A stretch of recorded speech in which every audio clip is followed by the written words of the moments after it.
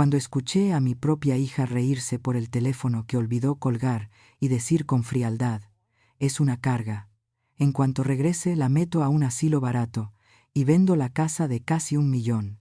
Sentí como si una cubeta de agua helada me golpeara el rostro mientras mis manos temblaban sin control sobre la estufa. Pero ella no sabía que esa llamada sería su ruina, porque cuando intentó abrir la puerta, yo ya había ejecutado mi plan maestro. Antes de continuar, asegúrate de suscribirte y activar la campanita para no perderte el desenlace de esta historia que ha impactado a miles de madres. Lo que hice al final te dejará sin palabras y te enseñará una lección vital sobre la dignidad que nadie te puede quitar. Quédate hasta el último segundo, porque esta es una verdad que necesitas escuchar. Hola, soy Leticia Cantú, tengo 68 años, y actualmente vivo frente al mar en Mazatlán, aunque toda mi vida la construí en Monterrey. Esta es la historia de cómo el amor de madre se topó con la traición más dolorosa y de la decisión que cambió mi destino para siempre. Aquí estoy, moviéndole al sartén con la cuchara de madera, esa misma que tengo desde hace 20 años, cuando mi marido todavía vivía, y esta casa en San Pedro se llenaba de ruido los domingos. Estoy preparando cortadillo norteño, el de res con papas y mucho comino, tal como le gustaba a Marcela antes de irse a Europa. Ya sé que ella no está aquí para comérselo, que está a miles de kilómetros disfrutando su vida de artista en Madrid, pero cocinar su plato favorito es mi manera de sentirla cerca. Es curioso cómo una madre se engaña sola, ¿verdad? Me digo a mí misma que el olor a guisado va a cruzar el océano y le va a llegar hasta allá, para recordarle que aquí en Monterrey tiene su casa y a su madre que la adora. Miro el reloj de la estufa cada 2 minutos. Son las 11 de la mañana aquí, las 6 de la tarde allá. Ya debería haber llamado. Marcela siempre promete que va a marcar puntual, pero a veces se le pasa. Yo la justifico. Pienso que está muy ocupada, que es joven, que tiene derecho a divertirse. Al final, todo lo que tengo, todo lo que su padre y yo construimos con tanto esfuerzo en la empresa de acero, es para ella, para que ella no tuviera que sufrir como nosotros, para que tuviera el mundo a sus pies. Quizás le dimos demasiado, quizás ese fue nuestro error, no enseñarle lo que cuesta ganar cada peso, cada centavo de esa lana, que ahora gasta con tanta facilidad. De repente, la pantalla de mi celular se ilumina. Es ella. Me acomodo el pelo rápido, me seco las manos en el delantal y contesto con una sonrisa que no me cabe en la cara. Ahí está, mi niña, tan bonita, tan elegante, con ese aire de mundo que siempre quiso tener.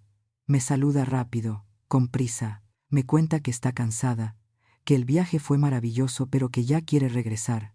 Yo la escucho embobada, asintiendo a todo, sin querer interrumpirla para no quitarle tiempo. Le digo que la extraño, que la casa se siente muy grande sin ella, que ya quiero que llegue para consentirla. Ella me lanza un beso a la cámara y me dice esas palabras que una madre siempre necesita oír. Te quiero mucho, mami. Ya me tengo que ir, que me están esperando unas amigas. Bye. La imagen se congela un segundo y la pantalla se pone negra, pero la llamada no se corta. Se le olvidó picarle al botón rojo. Yo estoy a punto de colgar, con el dedo en el aire y el corazón llenito de amor, cuando escucho ruidos del otro lado. Son risas, risas fuertes, burlonas, de esas que duelen en el oído. Y entonces escucho su voz. No la voz dulce que me hablaba hace 10 segundos, sino una voz fría, desconocida, cargada de fastidio. La escucho clarito decirle a alguien más que qué bueno que ya colgó la vieja, que qué hueva tener que reportarse todos los días. Mi dedo se queda paralizado. No puedo colgar. Algo dentro de mí, un instinto feo, me dice que escuche, aunque sé que me va a destrozar. Y así fue. La oí decirle a su amiga, con una claridad espantosa, que ya no me aguanta. Dijo que soy una carga, que en cuanto regrese a Monterrey me va a meter a un asilo. Pero no a uno bueno, sino a uno barato, cualquiera, con tal de que no le estorbe. Sentí como si me hubieran echado una cubeta de agua helada encima, pero lo que siguió fue peor. La escuché hacer planes con mi patrimonio, con esta casa de San Pedro que su padre construyó ladrillo por ladrillo. Le dijo a su amiga, riéndose, que esta casa vale una millonada por la zona, y que con esa lana piensa poner su estudio de arte en Madrid y comprarse un departamento allá, que yo ya viví mucho, que para qué quiero tanto espacio si ya estoy vieja, que soy un estorbo para sus planes. El celular seguía ahí, sobre la mesa de granito, transmitiendo cada palabra, cada risa cruel, cada plan macabro. Yo me quedé quieta, incapaz de moverme, incapaz de respirar. El olor a comino y a carne guisada, que hace un momento me parecía el aroma más reconfortante del mundo, de repente me dio náuseas. Se me revolvió el estómago. Mis manos, que han trabajado toda la vida, que la cargaron cuando era bebé, que le pagaron sus caprichos y sus estudios en el extranjero, empezaron a temblar sin control. No lloré. En ese momento no pude llorar. El dolor era tan grande que no dejaba espacio para las lágrimas. Solo sentí un frío inmenso que me calaba hasta los huesos, a pesar del calor del fogón. Mi hija, mi única hija, la luz de mis ojos, no solo no me quería, me veía como un objeto desechable, como una cuenta bancaria, con piernas que ya había caducado. Colgué la llamada con el dedo tembloroso, cortando esas risas que se me clavaban como cuchillos. Y ahí, sola en mi cocina inmensa, con el cortadillo hirviendo en la estufa, sentí cómo se me rompía el corazón en 1000 pedazos, pero también sentí cómo algo cambiaba dentro de mí. Algo se endureció, porque una madre aguanta todo, menos que la den por muerta cuando todavía está viva. Me quedé mirando el teléfono negro y mudo, sobre la barra de granito, y de repente la cocina se sintió inmensa, ajena. El vapor del cortadillo empañaba los vidrios, y esa humedad me transportó 40 años atrás, a un calor muy distinto. Me acordé del taller de lámina y acero donde Roberto y yo empezamos. No teníamos aire acondicionado, ni oficinas bonitas, ni secretarias. Éramos solo nosotros dos, tragando polvo y sudando la gota gorda bajo el sol inclemente de Nuevo León. Recuerdo que mi marido llegaba con las manos negras de grasa, y yo le tallaba la ropa con jabón de pasta hasta que me sangraban los nudillos. Nuestra filosofía era simple: puro trabajo y disciplina, ahorrar cada centavo para reinvertirlo en las máquinas. Nunca nos dimos lujos. Yo usé el mismo abrigo durante 10 inviernos, para que no faltara nada en la nómina de los muchachos. Pero con Marcela fue diferente. A ella no la tocó el polvo ni el sacrificio. Mientras yo hacía cuentas en la mesa de la cocina, hasta la madrugada para que los números cuadraran, ella dormía tranquila en su recámara con clima. Nos prometimos que nuestra hija no iba a batallar. Y vaya que cumplimos esa promesa, tal vez demasiado bien. Se me vinieron a la mente las colegiaturas del TEC de Monterrey, que pagábamos religiosamente cada semestre, aunque a veces nosotros comiéramos atún en lata. Me acordé del coche del año que le regalamos cuando cumplió 18, ese con el moño gigante en la cochera, y de cómo ella ni siquiera dio las gracias, solo se subió y arrancó. La memoria más dolorosa me golpeó justo en el pecho. Fue aquel verano que quiso irse de intercambio a Francia. El negocio había tenido una mala racha, el acero había subido, y los clientes no pagaban. No teníamos liquidez. Roberto estaba desesperado. No quería decepcionar a su princesa. Yo no lo pensé 2 veces. Fui al joyero del centro y vendí el juego de aretes y collar de diamantes que mi abuela me había dejado. Era lo único valioso que tenía de mi familia, mi tesoro. Recuerdo la vergüenza que sentí al recibir el efectivo, pero me consolé pensando que era por su futuro, por su educación. Ella se fue a Europa con ese dinero, y yo me quedé sin mis recuerdos. Y ahora, la ironía me sabía a hiel. Yo vendí mis joyas para darle alas, y ella, desde allá, estaba calculando cuánto valía mi techo para cortarme las mías. Yo sacrifiqué mi pasado para su futuro, y ella estaba dispuesta a sacrificar mi presente por su capricho. Me di cuenta, con un dolor que ninguna madre debería sentir, que no conocía a la mujer que acababa de hablar por teléfono. Había criado a una desconocida. Le dimos la mejor educación, los mejores viajes, la mejor ropa. Le di todo, absolutamente todo lo que el dinero podía comprar, pero fallé en lo más importante. Le di todo, menos límites. Le enseñé a recibir, pero nunca le enseñé a agradecer.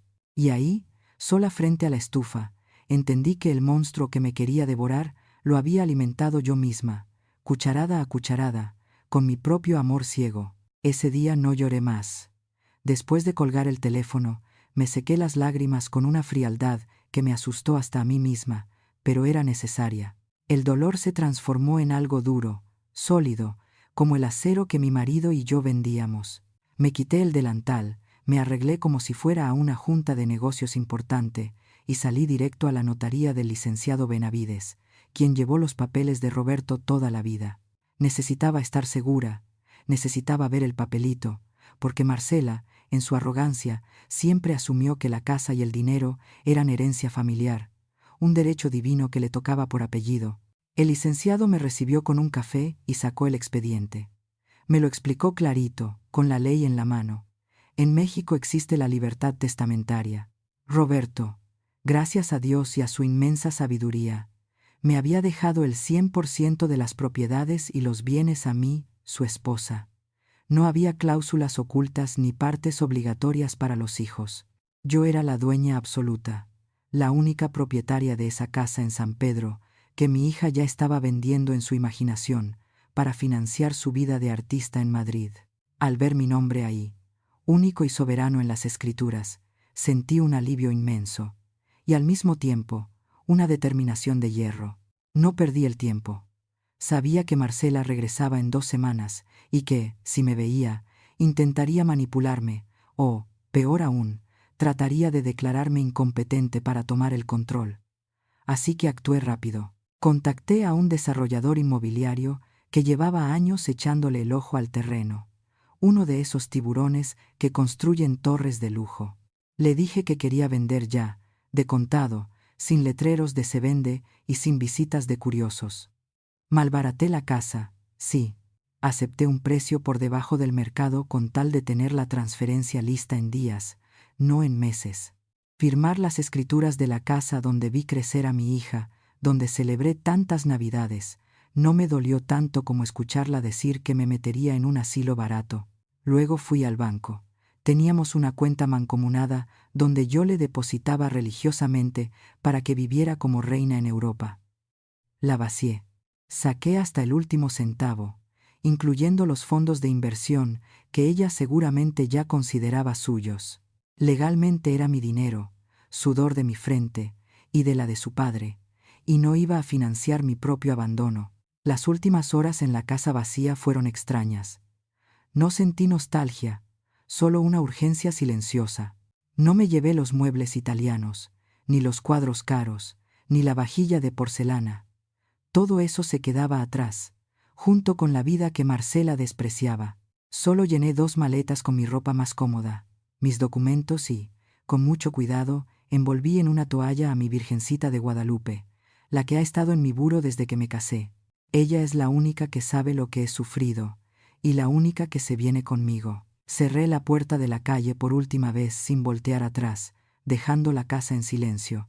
Un silencio absoluto que sería mi única respuesta cuando ella intentara abrir la puerta. Me imaginé la escena perfectamente, como si la estuviera viendo en una película, mientras tomaba mi primer trago de una margarita frente al mar. Marcela debió llegar en un taxi del aeropuerto, bronceada, con sus maletas llenas de ropa europea, y esa sonrisa de triunfadora que pone cuando cree que el mundo es suyo. Seguramente esperaba encontrar la mesa puesta, el cortadillo caliente y a su madre lista para cargarle las maletas y escuchar sus aventuras. Me imagino su desconcierto al bajar del taxi y ver la reja cerrada, sin los adornos de bienvenida que solía ponerle. Seguramente intentó meter la llave en la chapa, esa llave que siempre había abierto las puertas de su comodidad. Pero esta vez, la llave no giró. Me da un poco de satisfacción imaginar su frustración, forcejeando con la cerradura, pensando que era un error, hasta que salió ese guardia de seguridad privado que contrató la inmobiliaria. Me imagino la cara de mi hija cuando ese desconocido le dijo, con la frialdad de quien solo cumple órdenes, que esa propiedad ya no era la residencia Cantú, sino propiedad de Inmobiliaria Garza, que ahí ya no vivía nadie. Fue entonces cuando mi celular sonó. No era una videollamada coqueta esta vez, era una llamada de voz insistente, furiosa. Contesté con una calma que nunca pensé tener, escuchando el sonido de las olas de fondo mezclarse con sus gritos histéricos al otro lado de la línea. Marcela estaba fuera de sí, me gritaba preguntando qué había pasado, que por qué su llave no servía, que dónde estaba yo, y que qué significaba eso de que la casa tenía otro dueño. Me exigía explicaciones con esa arrogancia de quien se siente dueña de todo lo que pisa. Yo dejé que gritara, que sacara todo ese veneno que tenía guardado. Cuando por fin hizo una pausa para tomar aire, le hablé suavemente, sin alzar la voz. Le dije que no se preocupara, que ya había resuelto su problema. Le recordé, palabra por palabra, lo que ella había dicho en esa llamada que olvidó colgar. Le dije que tenía razón, que una madre vieja es una carga muy pesada y que no quería ser un estorbo para su brillante futuro en Madrid. Así que había tomado la decisión de quitarme de su camino para siempre. Hubo un silencio sepulcral del otro lado. Podía sentir su miedo a través del teléfono. Le expliqué que había vendido la casa, nuestra casa de San Pedro, y que lo había hecho de contado, rápido, sin sentimentalismos, tal como ella planeaba hacerlo conmigo, pero con una pequeña diferencia. El dinero no iba a ser para su estudio de arte en Europa. Le dije que ese dinero era mi pensión, mi seguro de vida, destinado íntegramente para pagar el asilo que yo misma había elegido. No el barato que ella quería para mí, sino uno de lujo, con vista al mar, donde me tratarían con la dignidad que ella me negó. Le dije que la transferencia ya estaba hecha, el fideicomiso cerrado, y que a ella no le tocaba ni un solo peso de esa lana que tanto despreciaba, pero que tanto necesitaba. Marcela empezó a llorar, pero no eran lágrimas de arrepentimiento, eran de rabia, de incredulidad. Me preguntó que cómo podía hacerle esto a su propia hija. Yo solo suspiré, mirando el horizonte azul, y le dije que esa era la lección más cara que le iba a pagar en su vida. La independencia cuesta. Colgué el teléfono antes de que pudiera contestar, y por primera vez en muchos años, no sentí culpa. Sentí libertad. La llave de mi nueva vida sí giraba, y la puerta que cerré para ella se iba a quedar cerrada para siempre. Aquí estoy, mijo, sentada en la terraza de este departamento en Mazatlán, viendo cómo el sol se hunde en el Pacífico. Es un espectáculo hermoso, de esos que te llenan el ojo y te calman el espíritu. Tengo una taza de café recién hecho en la mano, y aunque el viento del mar me alborota el pelo, por primera vez en semanas siento una paz que no conocía. No voy a mentirte. El alma me duele un poco. Una no deja de ser madre nomás, porque firma unos papeles o cambia de ciudad. El corazón se me arruga cuando pienso en ella, pero luego respiro hondo y me acuerdo de que mi dignidad vale más que cualquier parentesco. Aquí, frente al mar, nadie me ve como un estorbo, ni como una carga. Aquí soy solo Leticia, una mujer que decidió salvarse antes de que la ahogaran. Mi celular ha estado vibrando como loco todo el día. Al principio, eran mensajes de Marcela llenos de emojis de caritas llorando, jurándome amor eterno. Me decía que me perdonara, que no era en serio, que estaba estresada por el viaje. Puras mentiras. Yo sé diferenciar cuando alguien habla desde el corazón y cuando habla desde la conveniencia. Como no le contesté, el tono cambió rápido. Ahora son puros mensajes de odio y amenazas. Dice que ya habló con abogados, que me va a demandar por despojo, que me va a meter a la cárcel por robarme su supuesta herencia. Pobrecita huerca, no entiende nada. No sabe que allá en Nuevo León la ley está de mi lado, porque existe la libertad testamentaria. Su papá, que en paz descanse, fue muy sabio al dejarme como dueña única. Esa lana es mía, producto de nuestro sudor, y tengo todo el derecho de gastármela en ver atardeceres si se me da la gana. Antes de apagar el teléfono para siempre, leí uno último que decía que soy una madre desnaturalizada. Ahí fue cuando decidí bloquear el número. Adiós, Marcela. Adiós a tus berrinches, a tu ingratitud y a tu frialdad. Fue como quitarme una mochila llena de piedras de la espalda. Me levanté, me serví más café y saqué de la maleta la foto de Roberto, mi viejo. La puse frente a mí, recargada en la maceta, y hablé con él como si estuviera aquí sentado, disfrutando la brisa conmigo. Le dije que hicimos lo que pudimos, que trabajamos de sol a sol y le dimos todo, pero que nos equivocamos en lo más importante. Bien dicen el dicho, cría cuervos y te sacarán los ojos. Eso fue lo que hicimos. Criar un cuervo que apenas tuvo alas, quiso picarnos. Me acordé mucho del día antes de venirme. Fui a la Basílica de Guadalupe, allá en la colonia Independencia. Me hinqué frente a la morenita y lloré todo lo que tenía que llorar.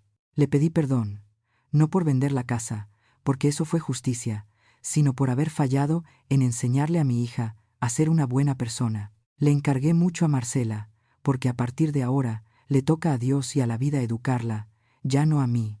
Dejé allá mis culpas, junto con una veladora, y salí con la frente en alto. También me vino a la mente el cortadillo norteño que dejé en la estufa de la casa de San Pedro. Seguramente se quedó ahí, enfriándose, echándose a perder, igual que se echó a perder la imagen que yo tenía de mi hija. Es triste, sí, pero es la realidad. Ahora, mirando las olas romper, entiendo la lección más dura de mi vida. El amor de una madre es incondicional, sí, pero no puede ser un cheque en blanco. No puedes dejar que te pisoteen en nombre de la sangre. Yo ya cumplí, ya crié, ya mantuve, ya perdoné muchas veces. Ahora me toca a mí. Me toca vivir estos años que me quedan con tranquilidad, viendo el mar, tomándome mi café y gastándome mi dinero en mí, que para eso me lo gané con esfuerzo. Y si Marcela aprende la lección y algún día viene a buscarme, no por interés, sino por amor, ya veremos. Pero por ahora, aquí me quedo, digna y tranquila, frente a este mar que no pide nada y me da tanta paz.